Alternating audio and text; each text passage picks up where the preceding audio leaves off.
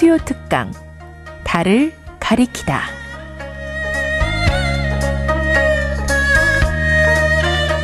매주 수요일 코너입니다. 달을 가리키다. 달은 하나인데 달을 가리키는 손가락은 참 많습니다.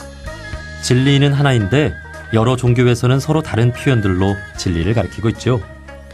이 코너에서는 종교의 언어나 문자가 아니라 그것이 가리키고 있는 사랑과 자비와 은혜를 올바른 눈으로 바라보고자 마련한 시간입니다. 자, 오늘부터 평화에 대한 이야기 나눠볼까 합니다. 모든 사람이 평화를 원하고 모든 종교와 국가에서도 평화를 말하고 실천합니다. 하지만 세상은 그리 평화롭지 못합니다. 그 이유는 무엇일까요?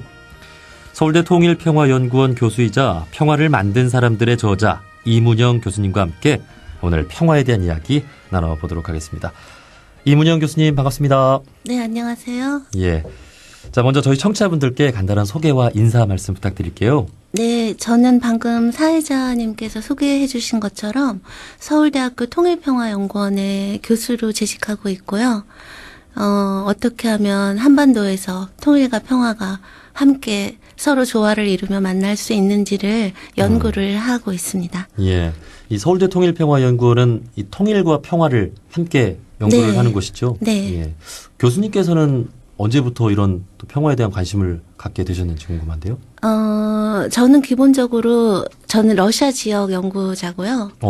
그래서 러시아에서 학위를 했고 계속 근데 저희가 한반도 평화나 통일을 얘기를 할 때는 이게 단순히 남북한 간의 문제만이 아니라 예. 중일 러미라고 하는 저희 한반도 주변 그 4대 강국과의 관계가 굉장히 밀접히 맞물려 있거든요. 그러니까 제가 러시아 연구를 해온 것들도 그러한 맥락에서 계속 조명을 맞춰서 해왔었고요.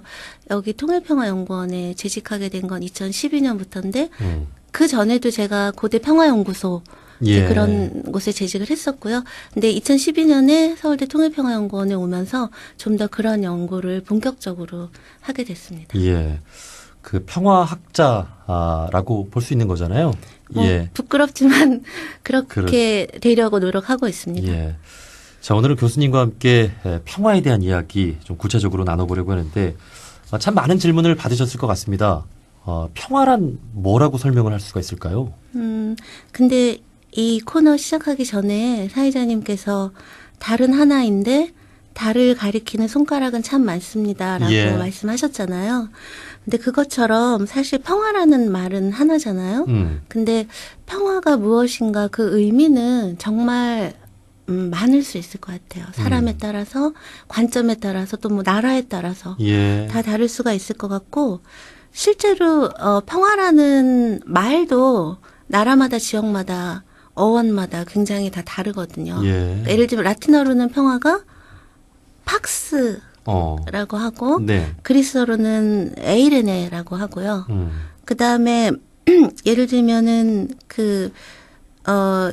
아랍 쪽에서는 샬롬 아랍 히브리 이쪽에서는 샬롬이라고 얘기를 하고 예, 예. 인도에서는 산티, 아임사 그다음에 중국에서는 호핑, 그다음에 일본에서는 헤이와 그러니까 이런 식으로 다 다르거든요. 그리고 또 각각의 지역에서 또는 각각의 그 언어에서 평화가 의미하는 그 강조점들도 조금씩 다 달라요. 예. 그래서 근데 저희가 요즘에 평화 연구를 하는 사람들에게 있어서는 어떤 합의된 완결된 평화의 정의가 있다라기보다는 예. 평화라고 하는 것은 만들어가는 과정 중에 있는 것이고 끊임없이 어떤 맥락 속에서 상황 속에서 사람들 속에서 만들어지고 수정되고 보완되고 이런 과정으로 생각을 하고요. 예. 그래서 어떤 큰 평화 변하지 않는 대문자 평화가 있다기보다는 소문자 평화들, 작은 평화들이 모여서 궁극적으로 큰 평화를 그게 어쩌면 종교에서 말하면 뭐 진리 이런 거일 수도 있을 것 같고요. 예. 그런 과정이라고 저희는 생각을 합니다. 그러니까 평화에 대한 정답은 없고 계속해서 찾아가는 과정이고 네. 여러 사람이 말하는 평화가 조금씩 다를 수 있지만 네. 그것들이 말하는 어떤 공통적인 평화에 대한 내용도 좀 있긴 있을 것 같아요. 예, 그러니까 예를 들면 그러니까 우리가 뭐 평화의 가치들을 많이 얘기를 하면 자유라든가 평등이라든가 연대라든가 형제라든가 박애 그다음에 어떤 인권에 대한 존중 뭐 여러 가지들을 얘기를 할 수 있잖아요. 근데 옛날부터로 얘기를 하면 예를 들면 로마나 그리스에서는 폭력이나 전쟁이 없는 게 평화인데 예. 그런 폭력이나 전쟁을 방지하기 위한 법적인 사회적인 질서 그런 제도들을 굉장히 강조를 했어요. 네. 그런가 하면 어쩌면 더 잘 아시겠지만 예를 들면 인도 같은 경우에는 어떤 마음의 평화, 어떤 내적인 평온의 상태 그리고 평화를 어떤 종교적이고 도덕적인 어떤 마음가짐 예. 이런 데서 또 많이 찾잖아요. 그러니까 그런 식으로 평화라고 하는 게 아까 말씀드린 여러 키워드들처럼 그것을 설명할 수 있는 방법은 굉장히 다양하고 또 거기에 대한 강조점은 그런 어떤 역사적인 상황이나 배경이나 그런 거에 따라서 달라질 수 있고 근데 이제 하나 더 말씀드리고 싶은 거는 평화에 대한 만약에 사전적인 정의를 말을 한다 하면 그러니까 이런 역사적으로 개념이 변천해 온 거 말고요. 네. 어떤 학문으로서의 평화학에서 평화를 어떻게 정의하느냐라고 한다면 그건 사실 폭력이 없는 상태예요. 폭력이 없는 상태. 네, 그러니까 평화는 뭐다라고 얘기하는 게 아니고요. 평화는 뭐가 아니다라고 라는 정의밖에 사실은 지금은 없어요. 그러니까 그게 어쩌면 지금 저희의 평화의 상태와 수준을 보여주는 거라고도 말할 수 있겠죠. 그러니까 네. 폭력이 없는 것이라는 식으로 좀 소극적으로 정의를 하는 게 이제 지금의 상태인데 이제 저는 제가 평화 연구자로서 앞으로 평화가 그렇게 폭력이 없는 것, 전쟁이 없는 것이 아니라 이러이러한 것, 이것인 것 이렇게 우리가 내용을 만들어가는 게 중요하다라고 생각을 하는 거죠. 네.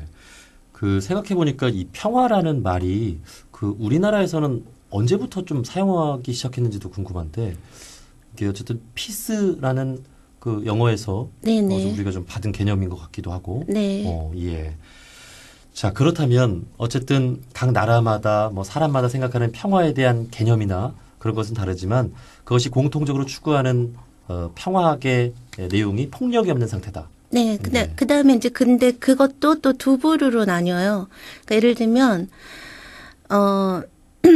우리가 그러니까 평화학에서는 소극적인 평화와 적극적인 평화를 분류를 하거든요. 네. 근데 소극적인 평화라는 거는 지금 말씀드린 것처럼 전쟁이나 물리적인 폭력이 없는 상태. 근데 그거보다 좀 더 넓은 의미의 적극적인 평화라고 하는 건 뭐냐면 단지 그런 물리적인 폭력, 뭐 때린다거나 이런 물리적인 폭력이 없는 것뿐만 아니라 왜 어떤 경제적인 불평등이라든가 사회적인 부정이라든가 그다음에 어떤 편견이라든가 차별이라든가 억압이라든가 그건 이렇게 구체적으로 확 때리는 건 아니잖아요. 예. 그렇지만 그게 어쩌면 훨씬 더 큰 폭력일 수 있죠. 어떤 정신적인 폭력이네요. 정신적이라기보다 어떤 제도나 사회 구조 질서 속에 있는 폭력. 그러니까 네. 그런 걸 저희가 구조적 폭력이라고 얘기를 하고요. 그다음에 그런 구조적인 폭력뿐만이 아니라 그런 구조적인 폭력이나 직접적인 폭력, 저런 사람은 뭐 맞아도 싸라든가 아니면 저렇게 되어 있으니까 저런 차별을 당하는 건 당연하지라고 우리가 생각하게 만드는 어떤 그런 생각, 태도, 정서 이런 것들은 또 저희가 문화적인 폭력이라고 하거든요. 그러니까 그런 구조적인 폭력, 문화적인 폭력이 다 없는 상태가 적극적 평화예요. 예. 그러니까 좀 복잡했나요? 아닙니다. 예. 그러니까 이 폭력이라고 하는 말이 주는 의미가 사나운 힘인 거잖아요. 네. 예. 그러니까 우리가 살아가는 데 있어서 우리를 참 힘들게 하는 그런 모든 것들이 폭력이라고 또 생각을 그렇죠. 넓게 봐서. 그렇죠. 예. 자, 그렇다면 전 세계적으로 좀 어떤 나라가 좀 평화롭지 못하고 좀 폭력이 많은가? 이렇게 평화학자들이 이렇게 생각을 해보고 우리가 어떤 곳의 평화를 위해서 노력해야 한다. 이런 논의가 오가는 것도 있을 것 같아요. 네. 근데 이 평화학이라고 하는 게 사실 서유럽에서 먼저 시작됐어요. 그리고 서유럽에서 평화 연구라고 하는 건 1, 2차 대전이 끝나고 나서 인류가 전쟁을 2번이나 경험하고 이런 비극이 다시는 있어서는 안 되겠다. 어떻게 하면 전쟁을 막을 수 있고 전쟁이 날 것 같으면 어떻게 그거를 최소화하고 전쟁의 피해를 죄송합니다. 네. 전쟁의 피해를 어떻게 하면 빨리 복구 이런 걸 이제 연구하면서 평화하기 시작된 게 1950년대거든요. 예. 그래서 사실 서유럽은 평화의 전통도 좀 깊고 그다음에 아시다시피 어떤 사회 보장이나 복지의 수준도 아무래도 서유럽이 좀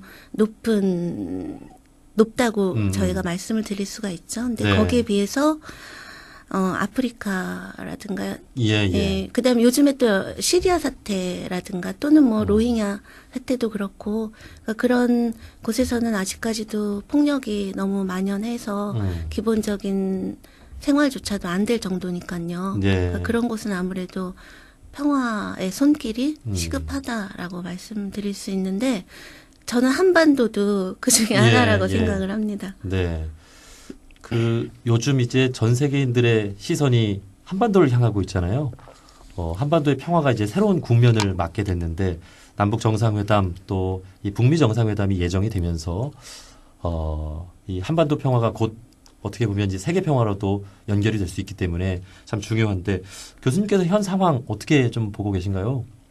일단 저는 전혀 예측하지 못한 상황에서 이런 전환기를 맞았기 때문에 이제 굉장히 기쁜데요. 그런 반면 불안한 마음도 굉장히 커요. 그러니까 사실 저희가 얼마 전까지만 해도 4월 전쟁설 막 얘기 나고 네. 그다음에 정말 트럼프 대통령과 김정은 사이에 그런 오고 가는 설전이라고 하는 수위가 너무너무 높았잖아요. 근데 갑자기 물론 이제 신년사에서 북한의 김정은이 이번 평창 올림픽은 민족의 정말 중요한 그 경사기 때문에 성공에 적극 협력하겠다 이런 얘기도 했고 네. 그다음에 우리가 핵 무력을 완성하긴 했지만 우리의 자주권과 이익을 침해하지 않는 한 자기들은 절대 그걸 쓰지 않을 거다. 그다음에 남북 관계가 너무 안 좋으니까 이번에 획기적인 전기를 마련하자 이런 말을 하긴 했지만 그래도 평창 올림픽 이후에 이렇게까지 사태가 남북 정상회담이 얘기되고 북미 정상회담이 얘기가 되고 또 그거를 트럼프 대통령이 바로 이렇게 해서 우리가 그걸 눈앞에 본 상황이 된 거는 너무너무 놀랍고 그리고 빠른 변화라고 말씀드릴 수가 있는데 저는 제가 불안한 건 그러니까 제일 잘 됐으면 좋겠지만 이런 상황들이 저희의 예측을 좀 상당히 벗어난 측면이 있잖아요. 네. 모두에게 너무 놀랍고 예기치 못한 기쁨이고 그렇기 때문에 이게 저희가 잘 컨트롤하지 않으면 언제 또 반전이 될지도 모른다라는 거에 대해서 저희가 항상 마음에 대비를 하고 있어야 될 것 같아요. 예. 너무 지나친 낙관도 지나친 비관도. 그러니까 이 통일을 또 평화를 전문적으로 연구하시는 분들도 사실은 이 김정은의 마음 하나를 또 예측을 하기가 또 어려운 거잖아요. 네. 그렇기 때문에 대비 상황들을 계속해서 또 준비를 하고 네. 그래야 될 것 같은데 서울대 통일평화연구원에서도 또 이렇게 각계 또 연구진 분들이 모여서 이러한 사항들을 함께 논의하고 그랬을 것 같네요. 네. 예. 근데 항상 아시겠지만 1989년에 베를린 장벽이 무너질 때 그거 누구도 예측한 사람이 거의 없었고 1991년에 소련이 해체됐잖아요. 그것도 정말 난다긴다는 소련 전문가들 그걸 예측한 사람 별로 없었어요. 그런 식으로 우리가 대비를 하고 시나리오를 여러 개를 준비를 해도 제 생각에는 역사는 우리가 전혀 예기치 못한 곳에서 도약을 한다는 생각이 들어요. 그럼에도 불구하고 저희가 대비하고 준비하고 하지 않으면 그런 정말 전 예기치 않은 도약을 저희가 어떻게 컨트롤할 수가 없겠죠. 네. 그러니까 더욱 좀 준비하는 게 필요할 것 같아요. 예. 이제 우리 한반도 평화를 위해서는 이제 문재인 대통령이 잘하고 있는 이 외교, 그러니까 미국과 또 중국, 러시아, 일본 이런 관계가 참 중요하잖아요. 네. 이제 교수님께서는 러시아에서 또 전문적으로 오랜 공부를 하셨다고 또 말씀을 하셨는데 러시아는 어떤 역할이라든지 우리가 어떻게 준비를 또 해야 될지 그런 부분도 혹시 한 말씀 들어볼 수 있을까요? 기본적으로 사실 아까 말씀드린 것처럼 남북 관계, 한반도 문제는 남북만의 문제가 아니잖아요. 미국, 중국 다. 그렇기 때문에 이번에도 북미 정상회담이 성사되고 바로 특사가 중국으로 가고 러시아로 가고 일본으로 가고 가서 의논을 하게 되는 거잖아요. 근데 러시아 같은 경우는 사실 그 주변 4강국 중에 어떻게 보면 가장 통일에 대해서 우호적일 수 있는 나라예요. 왜냐하면 직접적인 이해관계가 사실은 없다라고 얘기할 수 있어요. 예. 그리고 지금 러시아가 이제 우크라이나 사태 때문에 서방의 제재를 받은 지가 좀 됐잖아요. 네. 그러다 보니까 러시아 입장에서는 아시아라고 하는 게 그런 서방의 제재로 인해서 침체된 경제를 살릴 수 있는 다른 대안으로 떠오르기 때문에 지금 이제 3월 18일 날 러시아 대선이거든요. 그럼 아마 푸틴이 재선할 거예요. 다시 대통령이 될. 그 지지율이 엄청 거의 천지지변이 일어나지 않는 한은 확실한데요.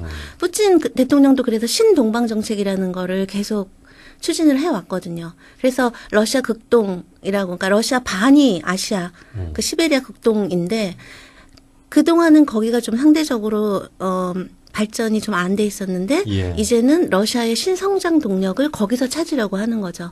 그랬을 때 그 극동에서 굉장히 중요한 것 중에 하나가 남북러 경제 협력이에요. 그러니까 예를 들면 시베리아 횡단 열차를 한반도 종단 열차랑 연결을 한다든가 네. 아니면은 뭐 가스라든가 석탄이라든가 석유라든가 이런 라인들 그런 보급 이런 것들이 예를 들면 남북 관계가 좋아지면요. 남북러 경협이 활발해질 수 있고 그게 말하자면 전체 유라시아 그러니까 러시아의 어떤 경제적인 그런 동력들을 줄 수가 있거든요. 그러니까 러시아 입장에서는 한반도 통일이라고 하는 게 경제적인 측면에서 굉장히 환영할 만한 부분이 있어요. 네. 그렇기 때문에 러시아가 우리 한반도의 평화 그다음에 남북관계의 진전이라는 거를 본인들 자국의 이해에 크게 저해받지 않으면서 충분히 지원해 줄 수 있기 때문에 그런 러시아의 입장을 저희가 활용하는 게 전략적으로 굉장히 전 중요하다고 생각을 합니다. 그 러시아도 참 강대국인데 그 푸틴 대통령이 이렇게 남북 관계의 어떤 개선이라든지 그런 부분에 대해서 좀 더 우호적으로 발언을 하거나 한 적이 있나요? 이렇게. 그러니까 당장 이번에 남북 정상회담, 그다음에 북미 정상회담 성사에 대해서 정말 환영한다. 잘 되길 바란다. 누구보다 그런 발언들이 러시아 정부 쪽에서 공식적인 입장으로 나왔습니다. 네. 자 이제 한반도 평화가 또 전 세계인들의 주목을 받고 있고 또 우리 한 사람 한 사람의 마음가짐이 또 중요할 것 같습니다. 자 그렇다면 이 평화를 우리가 만들고 또 실천해 나가기 위해서 우리 각자가 좀 할 수 있는 역할들이 있을까요? 우리 국민들이? 제가 이제 사실 이 코너가 제가 편저자, 그러니까 18분의 저자들이 모여서 노벨 평화상에 관련된 이 책에 대해서 제가 설명하기 위해서 지금 말하자면 소개를 드리는 건데요. 사실 이제 우리가 노벨 평화상 수상자들을 생각하면 너무 위대한 사람들인 것 같잖아요. 우리랑 너무 먼 사람들인 것 같고. 그다음에 그분들의 삶은 막 영화로 만들어도 될 정도로 너무 사건, 사고, 그다음에 엄청난 시련과 막 이런 걸 극복해서 상을 타신 말하자면 위인들이고 영웅들이고 그런 거잖아요. 근데 사실 그 노벨 평화상 수상자들이 한결같이 바랬던 바람이 뭐였냐면 평화라고 하는 게 자기들처럼 엄청난 사건, 극적인 어떤 사건들 또는 엄청난 정치적인 어떤 결단들 그걸 통해서만 평화가 이루어지는 게 아니라 모든 평범한 사람들의 평범한 일상 속에 버릇처럼 습관처럼 평화의 가치들 아까 말씀드린 자유, 평등, 뭐 형제, 연대 뭐 이런 것들 그런 것들이 습관처럼 버릇처럼 사람들의 삶 속에 깃들기를 바랬어요. 그리고 그분들이 그거를 뭐라고 정의를 했냐면 평화 문화라고 얘기를 했어요. 그러니까 그래서 모든 사람들의 삶 속에 그러니까 내 가족, 내가 일하는 직장, 내가 속한 내 뭐 공동체 그 속에서부터 나로부터 시작하는 작은 평화를 만들자. 그게 바로 평화 문화고 그 평화 문화 어떻게 보기엔 되게 사소할 수 있지만 그거를 내 옆에 있는 사람과 나누고 하다 보면 그게 정말 커다란 평화를 위해서 갈 수 있다. 그런 평화 문화를 우리 보통 사람들의 삶 속에 뿌리 내리도록 하자라는 제안을 하고 그 노벨 평화상 수상자들이 앞장서서 평화 문화 캠페인이라는 걸 벌였거든요. 그래서 그게 평화 문화라는 뭐 유엔 프로그램도 되고 막 이렇게 이제 발전을 해온 거거든요. 그러니까 저는 저희 책을 앞으로 이제 수요일마다 소개를 드리겠지만 이분들의 삶을 보면서 나와는 너무 다른 차원에 있는 사람 이게 아니라 저분들이 추구했던 저런 가치들이 나의 작은 일상 속에서도 내가 얼마든지 작은 실천을 통해서 할 수 있는 거구나. 예. 이런 생각들을 그 애청자분들이 가져주시는 게 시작이 되지 않을까라고 네. 그렇게 생각합니다. 우리가 누구나 알고 있는 어떤 상식이고 또 이웃을 대해야 되는 어떤 바른 태도 네. 이런 것들을 삶 속에서 잘 실천해 나가는 게 네, 아주 작은 거부터. 예. 이 평화에 대한 또 이야기를 하다 보니까 이 평화학을 사실은 이렇게 전문적으로 연구하고 많은 또 대중들에게 알리고 하는 역할들이 우리나라에서도 활발히 좀 진행이 되고 있죠. 근데 사실은요, 아까 말씀드린 것처럼 서유럽 같은 경우에는요, 엄청나게 세계적인 권위를 지닌 그런 커다란 전통 있는 평화연구센터도 예를 들면 프리오라고요. 노르웨이 이 노벨평화상 이 노벨평화상을 선정하는 곳이 노르웨이잖아요. 네. 거기 오슬로에 있는 프리오라는 국제평화연구소도 있고 스웨덴 나머지 5개는 스웨덴 노벨상 5개는 스웨덴에서 하는데 네. 스웨덴 스톡홀름에도 또 있어요. 사이프리라고.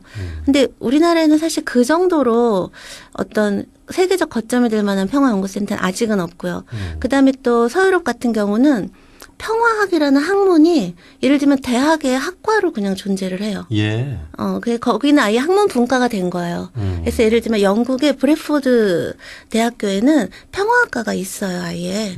그다음에 미국 같은 경우에도 노틀담 대학의 크럭 인스티튜트라는 데가 있거든요. 네. 거기도 아예 평화학 프로그램이 있고요. 이제 그런 거에 비하면 우리나라는 아직까지 예를 들면 평화학이 무슨 학문 분과로 딱 인정돼서 뭐 영문과 무슨 외교학과 이런 식으로 있는 건 아니죠. 네. 그런 건 있지는 않지만 우리나라에도 이제 저희 서울대 통일평화연구원도 있고요. 그다음에 또 제주평화연구원도 있고요. 그다음에 고대에도 민주주의와 발전 예전에 평화연구소라는 이름이었어요. 지금은 네. 이제 개명을 한 걸로 알고 있는데 그래서 주로 이제 연구소 단위로 이런 평화 연구들이 좀 활발히 이루어지고 있죠. 예.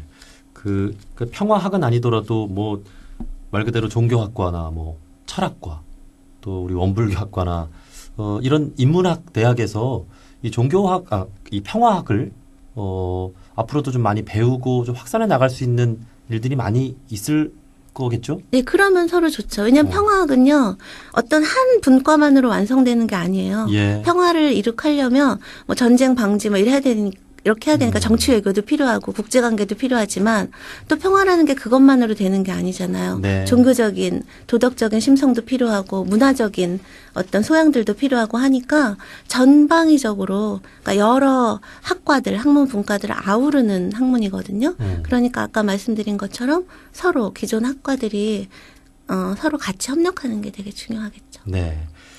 자, 오늘부터 이제 평화에 대한 이야기 또 본격적으로 이제 나눠보고 있는데 다음 주부터 이제 그 교수님과 함께 18분의 저자가 참여한 평화를 만든 사람들 노벨 평화상 21인 책에 대해서 이야기를 나눠볼 텐데 이 책 소개 간단하게 마지막으로 좀 해주시고 마무리하면 어떨까요? 네, 저희가 18명이 쓰긴 했는데요. 이제 2개를 쓰는 분도 있고 해서 전체적으로는 지금 노벨 평화상의 1회 수상이 1901년이고요. 지금이 2018년인데 아직 이 노벨 평화상의 선정 발표가 된 게 10월이니까 2018년은 빼면 지금 한 117년 정도 노벨 평화상이 이어지고 있어요. 근데 네. 그중에 19년은 뭐 전쟁 이런 것 때문에 시상을 안 했긴 하지만 그랬을 때 그런 117년의 역사 중에서 우리가 이분들의 삶은 한번 우리가 경청해 보면 좋겠다. 네. 여러 의미가 있는 분들을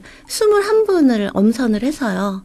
그렇게 해서 저희가 이제 여러분들께 소개를 해드릴 예정입니다. 예. 저희 프로그램이 그 여러 이웃 종교에 대해 배우는 그런 시간으로 뭐 예수님, 부처님, 공자님 이렇게 다양한 성현들의 삶을 배우고 하는데 이 평화를 만든 사람들 노벨 평화상 수상자야말로 또 제2의 또 성현이 아닌가 그런 생각이 들고 아주 다음 주부터 유익한 또 시간이 기대가 됩니다. 예. 자, 다음 주를 기대하면서 여기서 마무리를 하도록 하겠습니다. 서울대 통일평화연구원 교수이자 평화를 만든 사람들의 저자 이문영 교수님과 함께 평화에 대한 이야기 나눠봤습니다. 교수님